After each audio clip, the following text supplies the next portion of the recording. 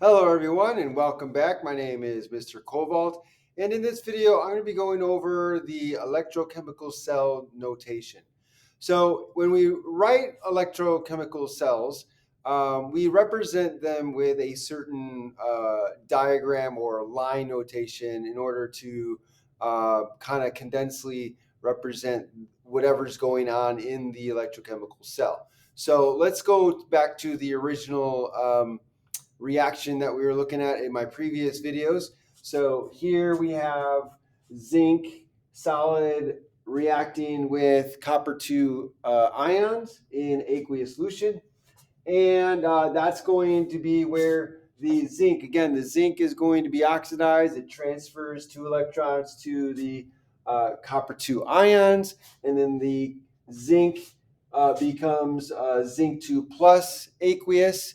And this becomes copper solid. Let me add the aqueous in here. So this should say aqueous. Okay.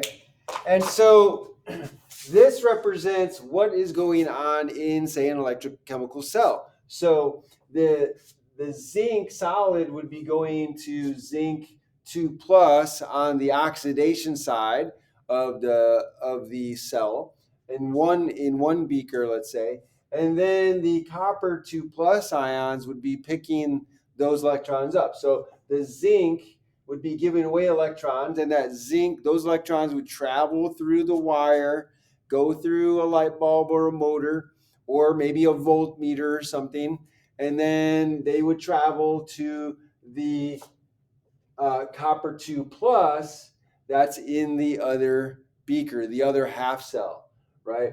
And so then the zinc 2 plus would become, I'm sorry, the zinc solid would become zinc 2 plus in the oxidation beaker, and then in the reduction beaker you have a copper 2 plus aqueous becoming copper solid. Now the other thing to remind ourselves is that the solid zinc was the electrode in the oxidation side. So remember, that's going to be oxidation happens at the anode. That's called the anode. And then the other solid, the solid copper, that was the other electrode in the other reduction side cell. And so this is your cathode.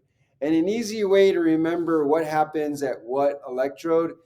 So the oxidation occurs at the anode, and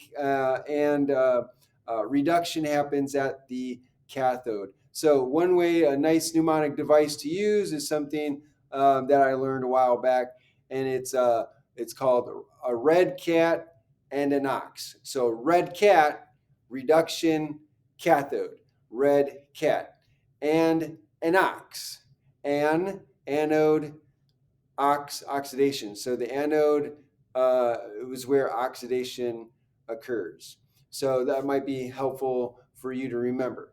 Now, so this is what's going on at our electrochemical cell. So how do we represent that in a nice condensed notation?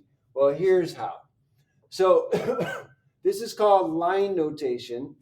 And so what I have these bullet points here.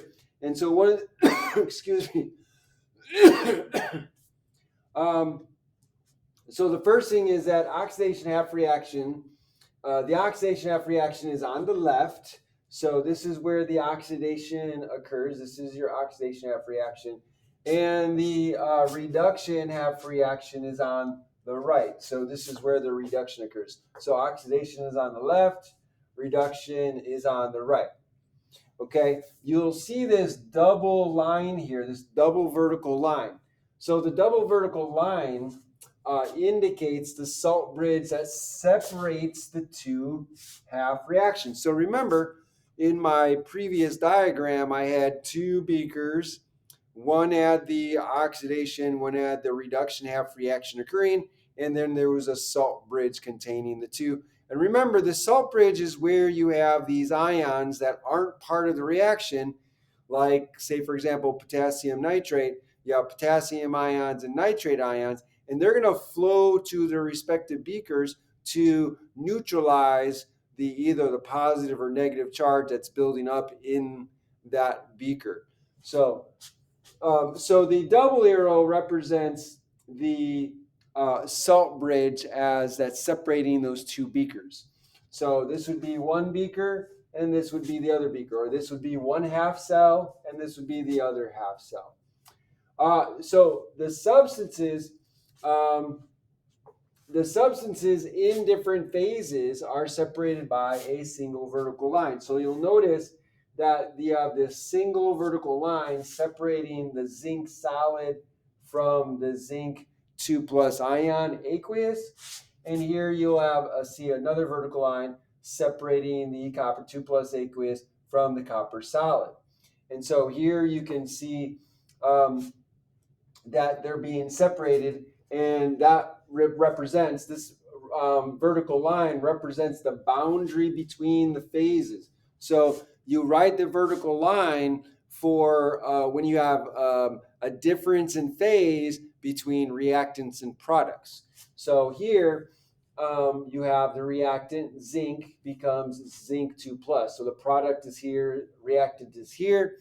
And so remember, the reactant here is the electrode, the solid electrode. So that's part of the reaction. So the reactant becomes the zinc 2 plus. So here you would expect that the electrode here, which is the anode, is going to decrease inside. It's going to lose it's going to lose some of its solid because some of that solid is becoming ion. So it's dissolving in the solution.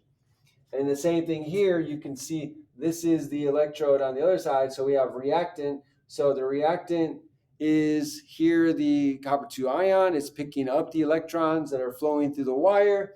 And then it becomes copper solid. So the copper solid is building up on the electrode. So this electrode is part of the reaction as well. In this case, it's going to get bigger because you have copper 2 ions becoming copper solid, and that's going to plate onto the surface of the electrode.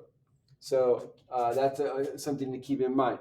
Now, what if instead of being the different phases, the reactants and products of the reaction are the same phase? Or what happens if you have like a gas being produced? What do you do then? So in this case, if reactants and products are in the same phase, they're going to be separated by a comma. So we're going to use a comma. And then we're going to use a vertical line to separate those reactant products from the electrode, because the electrode has to be a solid. So what we're going to need to use is an inert electrode that's going to be like a conduit that the electrons can flow to. And so it can provide a surface on which the electrons can be picked up from the substances that are going to be picking them up. So let's show an example.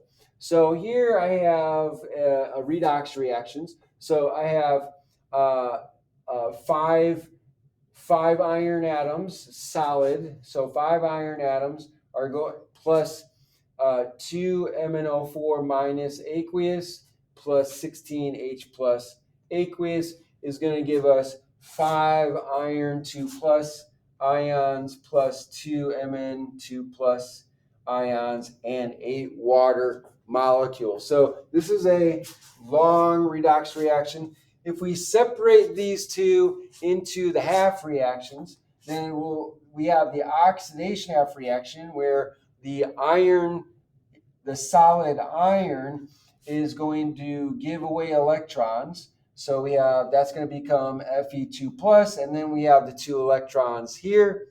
And then the redox half reaction is where the MnO4 minus ion plus 5 electrons plus 8 H plus ions is going to become Mn2 plus aqueous plus 4 water molecules. So here we've divided up the 2 half reactions.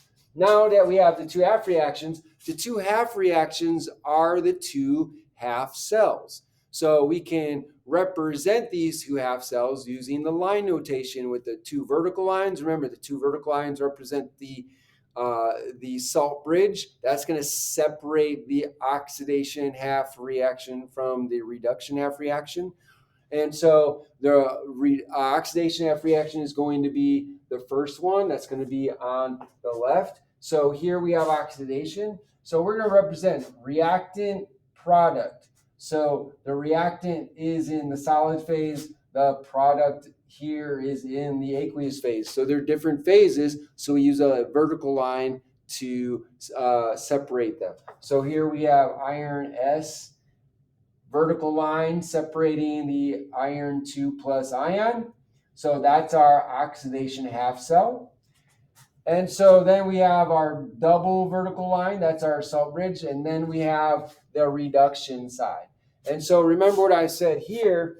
So if our reactants and products are in the same phase, then we're going to separate them from by a comma. So here you can see that we have MnO4 aqueous, we have 8H plus aqueous, so those are in the same phase, and we have Mn2 plus aqueous. We're going to ignore water because that's a liquid. So these three, you'll notice that they come in. So we have reactants and products separated by a comma. So MnO4 minus aqueous, comma, H plus aqueous, comma, Mn2 plus aqueous. So they're all separated by a comma.